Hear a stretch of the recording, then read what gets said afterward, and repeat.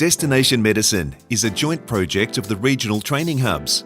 This podcast series brings you medical students' accounts of their experiences in applying to study medicine.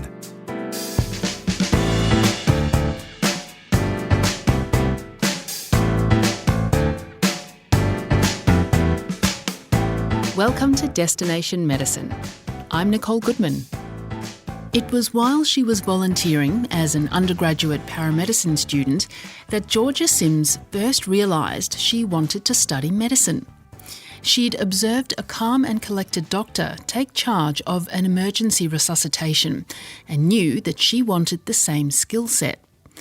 Few people from her small country town had gone to university, and none at all had studied medicine. But that wasn't going to stop Georgia and her anything is achievable attitude. With the support of family and friends, she launched headlong into a new realm and has now taken part in a wide range of rural placements across New South Wales. It's been a steep learning curve, but now Georgia says she'd encourage anybody to not only tackle medicine, but also travel to regional areas to enjoy the professional satisfaction and relaxed lifestyle that only living and working in the regions can provide. Georgia Sims starts by describing to Jeff Waters that moment she decided to become a doctor. I remember quite clearly the moment that I did decide it. I did paramedics for my undergrad, which meant that I was working part-time as a medic at festivals and things throughout. And one of the festivals, we had a couple resusces for some acute patients. And I just remember looking at what the doctor was doing and seeing how they were working in the team. And they had a very hands-off approach, but they were sort of directing everyone on how to manage the patient. And I just avidly remember thinking, that's what I want to do. I want to have that skill set and I want to be part of that team. And I sort of looked at my GPA to see if it would work. So I decided quite late and went on from there. Why did you choose to study paramedicine at the beginning? I had a gap year from high school because I needed a bit of cash to get myself to Melbourne. I had to move from the country. And during that gap year, I met a few people who had done a biomedical degree, which is what I had originally deferred, and realised I kind of wanted a degree where I could step straight into a job and have quite an impressive skill set with that, and figured paramedics might be worth it and a good crack, and it was probably one of the best decisions I made in the end. Yes, because it led you to that music festival. Certainly did. And was it just the leadership that the doctor was giving that drove you toward the medicine degree instead? It was probably their skill set in the end and their knowledge. I was able to work quite closely with doctors through a lot of festival, and seeing what they can do and what they can manage is very impressive and quite exciting that there's no limit to what they have. So when you made this decision, which sounds like it was a pretty quick one, and you told your family and friends, what were the reactions?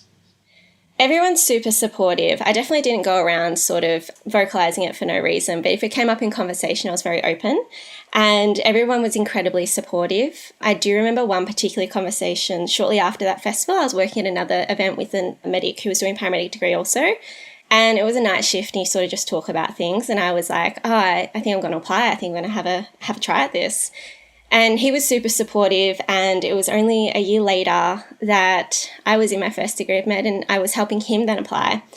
And now he's a year behind me in medical school. We still talk a lot and we're super supportive. And I really hope in the future we'll get to work together. So it was kind of cool to have those people around me. It's a pretty big leap, though. Were you at all worried that it might be too big a leap? Not at all. I've sort of always had the mind frame that anyone can do anything. You can teach anyone to do anything. It's a lot of work, though. I wasn't expecting this amount of work for sure. So perhaps my own naivety helped with that decision. Did you have a mentor or a role model or someone who gave you guidance regarding your career before you were accepted into medicine? Unfortunately, I didn't really know anyone. Being from the country, I really knew two people who had actually gone to university before me, certainly no one who did a postgrad and no one in medicine. So I wasn't able to have access to that. I was very lucky in one of the doctors I work with at the festivals. I could message him about preferences for medicine schools, but nobody had to help with the process itself. I did find, though, that just encouragement from people who didn't know the process was still incredibly supportive and sort of enough to keep pushing me through that and keep trying and trying to troubleshoot everything I went through. Wonderful. So you're now there, you're studying medicine. Is it what you thought it would be like? It's nothing like I thought it would be, and I think it's even better because of that, to be honest. Naivety once again. Yeah, there was a lot of that, I think. It's extremely hands-on, which is really surprising. You get to do a lot as a medical student. I feel really fortunate to be able to do this. The diversity is extreme. I knew it would be diverse, but not to that point. 2 weeks ago, I was assisting in open abdominal surgeries. A week before that was assisting in orthopedic surgeries for bones. The start of my third year, I was assisting in C-sections and delivering babies, and then other stuff is just normal cannulations or histories or speaking to people about the process of dying and things like that. I think that's just incredible. I couldn't have imagined, to be honest. Have there been any particular challenges? For me, moving to Sydney was really hard. I didn't have anyone within an 8-hour radius that I knew, not friends or family. That was quite difficult to begin with. I have had a very unique experience for medical school, and this year particularly have had to move every 2 months. So that comes with its own challenges. They can be big moves, but it's forced me to gain a really good skill set in making friends quickly and falling into groups quite nicely. So despite the challenge, I think I've been very lucky to have those experiences. I was just about to say, how has it been making friends and being social? You found that to be okay? For me, the first 6 months of med school was hard, and it took self-reflection to recognise that perhaps it was me not putting myself out there enough. And once I realised that, and have now gone to the effort of accepting any group activities and actually personally reaching out to people and saying, hey, I haven't really got anyone around here, can I come and hang out and things? It worked out really well. Everyone is extremely welcoming, particularly in rural areas. You really get to meet a lot of people and form really close bonds. So it's been quite wonderful, really. And have there been any nice surprises? Absolutely. I feel extremely fortunate that I've seen a lot of New South Wales because of my medical school. I wasn't expecting that at all. I got to experience a lot of Sydney for my first 2 years. My third year, I got to experience Orange and the surrounds. So heading more towards Western New South Wales. And then fourth year, I've got to explore further across to Dubbo and a little bit more, and then all the way up to the northern areas in Lismore, which meant that I got to experience the Central Coast, and that's pretty cool. Wow, you've been getting around. What's it like for you working rurally? It's an incredible experience. It pushes you out of your comfort zone, and I kind of like that because you're forced to be good, I think. Everyone sort of needs you, and to be involved in a team and really help out, you have to use your skill sets and you have to be able to be hands-on and be good at your job. I think that's really good. And just being able to sort of fall into those groups, I think is really important, particularly for someone who perhaps doesn't have a lot of friends or family around New South Wales. Extremely important. In a lifestyle sense? The lifestyle of rural living is brilliant. Why? I'm from the country, so I always said I'd never go back, which is probably something a lot of country people say. So I only wanted to go for a year just to get the hands-on experience that I knew I'd get. And then I got sent back to Metro Sydney and realised that's not where I want to be and asked to come back, and I was really lucky to be able to for my fourth year. I was commuting 4 to 5 hours round trip in Metro Sydney. For my commutes to country to the hospital, it's anywhere from a 10-minute walk to a 2-minute drive, which is incredible, especially when you're always short on time. There's lots of cafes and things. Orange is really good for the wineries. Lismore is really good for beaches. It's close to everything. Dubbo's got the zoo. So there's lots of stuff to do. I don't think you really miss out on anything. And it's kind of nice that if you want to go out to areas, you might actually see a lot of people you know as well. You mentioned you're getting wide clinical experience in training rurally. Can you expand on that? What sort of wide clinical experience are you getting? I'm quite confident in any basic skills, I suppose, an intern, which is my next level, would need. Any cannulations, venipunctures, even art lines or things like that. Very comfortable with all histories and examinations. And then I've been really lucky to assist on surgeries. Sometimes there's not a whole lot of people around in rural areas, and it might just be you and the consultant in a surgery, and you are very, very unlikely to get that metro. It's very lucky to do that, and you might even be the one doing the consults for the patient to speak about them to a consultant. So having that really hands-on experience and being that one person that's dealing with the patient, there's obviously always a lot of supervision and things to make sure that you are okay, but you just don't get that in metro because there's so many people between you and the consultant, I suppose. What would you say to other medical students considering an extended rural placement? Absolutely go for it.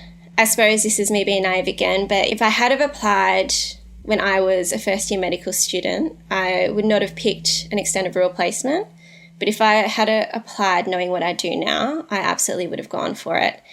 I think it's the best experience you'll get. You won't lose out in any way, which I know some people worry about. If anything, you will upskill more than anything.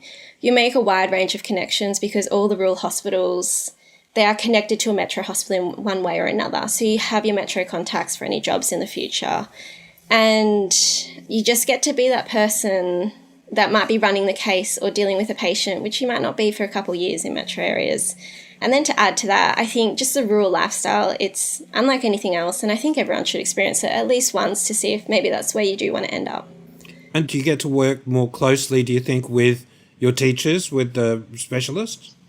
Absolutely. A lot of people end up making friends with their team members and meeting them outside of the hospital. You know everyone on a first name basis, and you often have their mobile numbers for anything needed. And that's from any level, from the internship all the way up to the consultant. Again, a very unique experience, and you lose a bit of that hierarchy, which is really nice. And the consultants are often people or senior regis and things like that that actually give you their number at the end and say, if you need any help in the future, if you need any references or anything like that, you just call me. I think that's pretty cool. You said earlier that you didn't really know what you were getting in for, but what is it about medicine that you could never prepare for? I think the amount of trust and faith patients have in you. I was in a paramedic degree and people trust you incredibly to the point that they just let you into the house just because of the uniform you're wearing, which is amazing. But as a doctor, people sort of look to you and they trust that you know what you're doing and the information you'll give is absolutely the right thing. And it's so unique and just crazy that someone can kind of believe in you that much. And then they talk to you about their end-of-life situations if they're in more chronic and palliative areas. A lot of people like to talk to you about how they're feeling, about how things are going and what they're preparing for as the end and things like that. And I think you just can't really prepare for conversations like that, people receiving horrific diagnoses and you being there in the room for that first time. It can take a little bit of getting used to, but I think it's such a unique trust and experience. I feel very privileged to be able to have that. What's the one piece of advice that you wish you were given before you started your medical journey? Medicine's a team sport, which is a bit weird to say because university itself is very individualistic, I suppose, when you think about it. You sit your own exams, you study by yourself, you need to pass by yourself. I failed my first exam for medicine. I had never failed anything in my life. And that's because I probably didn't realise that you need to reach out early. Everyone is around you and everyone sort of shares resources. We'll help each other study. And as that continues and you get into clinical years, that teamwork, you might be really good academically, but on the wards, maybe that's your area that you struggle with. So people will help you out and then in return, you sort of return that favour as well. And if you need any help, you can ask someone to come with you on the wards and show you around or introduce you to a certain person. I think being really open and asking for that is, I wish I had known that earlier, that it really is a good team environment. That was Georgia Sims, fourth-year medical student studying through the University of Sydney.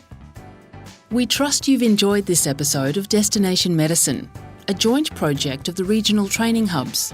The hubs are supported by funding from the Australian Government under the Rural Health Multidisciplinary Training Program.